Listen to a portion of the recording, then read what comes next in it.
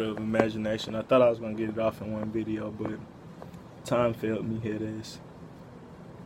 I wanted to finish off with the Solomon, but I mean that was pretty much it. Just talking about how he got rich from his wisdom. He was rich off his wisdom, and people don't want to seek wisdom first. They want to seek riches and hope that they get wisdom off the riches, and that's just ass backwards, man. Because how you gonna keep the riches? You might win the lottery, but how you gonna keep that shit? If you don't got no wisdom, you're gonna buy the same. You're gonna buy a house the same price as your lottery ticket, and now you broke again. And that same aspect is due to you didn't have no wisdom. So people don't realize that shit. And wisdom that we talking about not coming from wisdom of materialism on how to purchase materialistic shit and be balanced like that. It comes from internal shit, knowing that you need or you don't need certain shit. But we can be guided in handling of external conditions just as we was guiding handling his nation. We should not attach ourselves to things of this world. Some dreams come to us that we cannot understand. And that's from the same aspect of if you attach yourself to this world, you really shouldn't, because it's gonna confuse you. It's gonna fuck you up. You're not gonna know what you're doing here, because I mean this world is meant to detach you from your spirit and your soul. That's why people say you sell your soul when you start living for this society. It's not that they're actually selling their soul. They're just doing everything to make the system work. And through doing that, you're not going to work. You got to be used in this system, point blank, period. And how they going to use you, you're not going to like it. It's going to be like some bitch bend over. No bullshit. But, and then it says some people might not dream. Some dreams come to us and we might not always understand. That's because we're in this world and we're getting dreams from God. Like, bro, you're not going to understand all of God's messages right off the bat, especially if you don't have the tools to look at them. For example, when you read a lot of metaphysical or spiritual books or self-help books, like they always talk about what they're saying, then leave an example of or experience of that, what they were explaining of that summary, because the experiences help you learn better than what they said. And that same aspect is because experiences, you can learn from other people's experiences and you can learn from other people's examples of life. Now, if you are you gonna learn from them, that's a whole nother story. But the fact that you can just learn from somebody else's experiences without going through them, it shows you what we're kind of doing here, versus like a person can tell you in a summary, you won't understand it. But the reason you understand the experience is because you kind of go through it and picture it and see it versus, and you know, it taps into your imagination. That's why people give examples. People that can give examples of the physical world and show you with the spiritual can help you with teaching a lot better, because you know it can help you with your with deja vu. If somebody told you what deja vu is and they told you what you were doing and how you were doing it, you'd be like, oh, okay, now I understand that. But we don't have real examples to really go off of and base it off of, so it's hard to really talk about it. But I mean, yeah, I mean that's the best way I can explain it. We need to use the understanding principles of imagination. Yeah, I really don't need to get into that. All right, then I want to get into, we are very active people. We're not trained along this line. We need to get inner spiritual mind and stay there for 5 to 6 hours. And the reason he said that, because people feel like they can meditate for 10, 20, 30 minutes and think that's it. But honestly, you have to do this for a long time. Like, this spiritual process is a long journey, because like they said, we're active in the sense of our mind is constantly active. So we're constantly thinking of ourselves and judging ourselves, and it's hard to get the silence and really get that pure version of ourselves and what we really think, because all our thoughts are not ours. A lot of it is programming coming from outside media and shit, and you got to really like dissect and clear all that shit out and realize what you truly are, and it's really a purification process. But yeah, and how I talk about it, people always ask me, how do I meditate? Well, people used to ask me that. I used to sun gaze. I used to just go to sleep. But in that same aspect, like, everybody meditate different. Like, I'm a dreamer, so when I go to sleep, I'm instantly dreaming, like, because I practiced it. So that's my form of meditation. Other people can cross their legs, other people do yoga, but in that same aspect, you could be walking, you could be working, you can be living day to day, but as long as you're constantly thinking and your mind is constantly on that purification process of self, that's your meditation. So you could be working and doing things, but just like how when you're focused on something, the day go by, even though you're doing things the whole time, that's the same aspect. When you're focused on God, when you focus on yourself, bro, you're always trying to find and read knowledge. The days fly by, no matter if you're working, no matter if you're walking, jogging, working out. If you're constantly thinking about something grander, bro, that's how time flies by. But Let's see. And but that's my way of meditating. I meditate every day, bro. I'm constantly thinking. I'm constantly trying to figure out what the fuck going on. People be like, "Why you take life so serious?" I really don't. I honestly don't. I'm trying to get out this life. But other people feel like they got time to relax and vacate. I don't want a vacation here. I'm trying to get somewhere else, and I'm working on it right now. Through all this reading and all this knowledge, this is my price to pay. This is how I get to my vacation. How you work every day, 12, 13, 14 hours, however long you work to get to an apartment or a house or a vacation, I'm doing this to get to the spirit.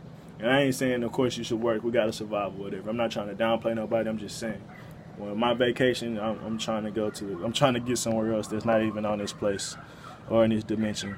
And hopefully, if I get to that vacation, I ain't coming back. I'm telling y'all that now. I know how to cultivate. Watch your dreams and see that the effect is on your mind and on your body. And that just go into, if you're constantly watching yourself and constantly trying to observe and purify yourself, it goes through a watching and learning process. It's like listening to your thoughts, observing everything you think, instead of just watching TV all day or listening. Like, yeah, listening to music helps, but it's certain things that can kind of distract you too from, getting completely into yourself. But in that same aspect, if you listen to music to introspect, that's good. But yeah, I mean, it's different ways to what I just read. It's different ways to go inside and pretty much watch yourself. And in that same aspect, we watch our dreams and we somewhat have control, but we're pretty much an observer or overseer. Like, it's a lot of movies that deal with overseers and shit like that, where they just watching, they don't do anything or act. They just have to watch, and it's that same type of shit with us. Like, in our dreams and in this reality, we have to watch a lot of this world just go by, and how whatever the next day presents, and we just have to deal with it through our emotions, our logic, and our just wisdom. And that's how we understand who really in control in this reality versus who's not. And the fact that you can learn something new every day just go to show you that you're not in full control. Because I mean, why wouldn't you just learn it all in one day? And I know I'm being funny, or what do you call it? I don't know the other word for it, but in that same aspect, it's just the fact that we every day we have to look forward to something different, and we don't know what the next day, even for our own emotions, bro. Like, we'll wake up the next day and feel completely different, have a whole complete new drive, whole new passion, like anything can happen, bro. And it just go to show you, you're really just observing what's going on, and then you try to play out and just watch how you react to these different things that just keep going on. If somebody new into your life, observe how you act. Observe what you want from that person, or observe what you want from yourself out of the situation. And that's how you start to realize what your attractions are and shit like that, because you're not always like trying to force and dictate what's going on, because you realize you're not in control. And that's the honest to God truth. Like, you just watching and just going from there.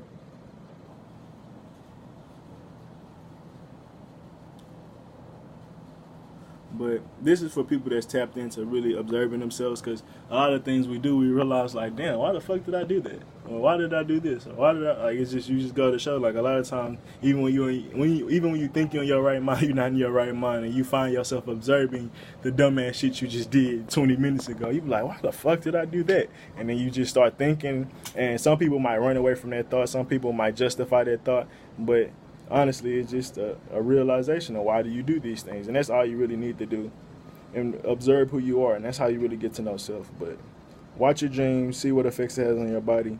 You'll find that this is a great avenue in which the gods talk to man. Sometimes you'll get a great inner urge, and again, you'll get a hunch, and that's that same shit. Like, you'll get an urge to be, like, to live different. You'll get an urge to follow something else, or live your life this way, or think about life this way. In that same aspect, that's coming from God, man.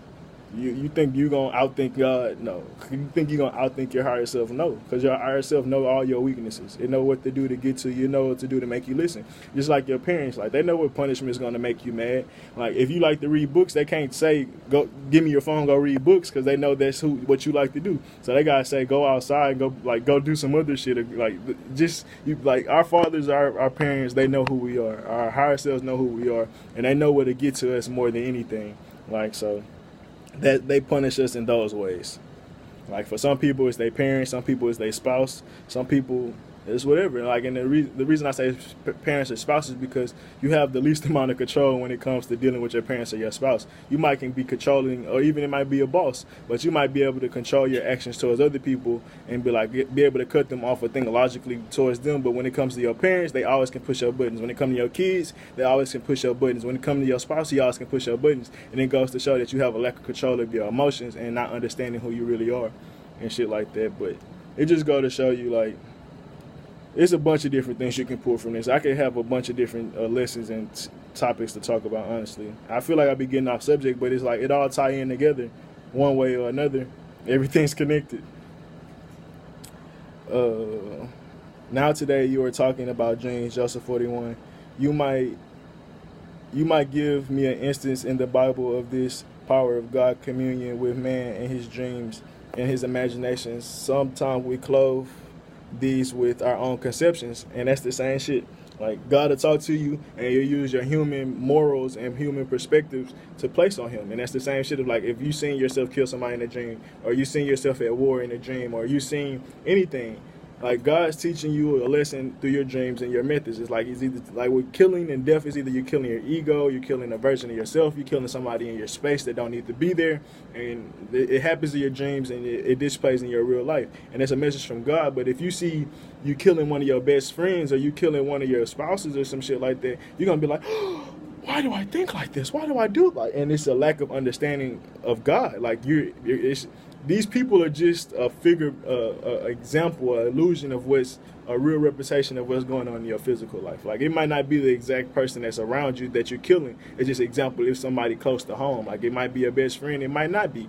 But it's just example. It might be a boyfriend, it might be your sister. It's just saying someone close to home when you use certain people that you know versus people that's random as fuck in your dreams. And then it just go to show you what you have to deal with. But that's more into dream breakdowns and interpretations. But yeah, don't place too many humanly values on your dreams and imagination, because they're going to be weird. They're going to be even sexual. Like, I have a lot of sexual dreams, but that's because it's energy merging with my mind as I sleep. But I see it as sex because that's the human perspective of energies merging. So it just go to show you, like, I can't place my human perspective on dreams and think that's exactly how it's supposed to play out in reality. Yes, it can, but it doesn't mean it has to. But if I wanted to implement that, of course I could. But in that same aspect, it happens to everybody. You might rob a bank, you might rob a store, but you might be robbing your knowledge back that was taken from you. So if you look at yourself as if you look at that process as being bad, you'll stop taking knowledge back from the people that stole it from you, in a sense. And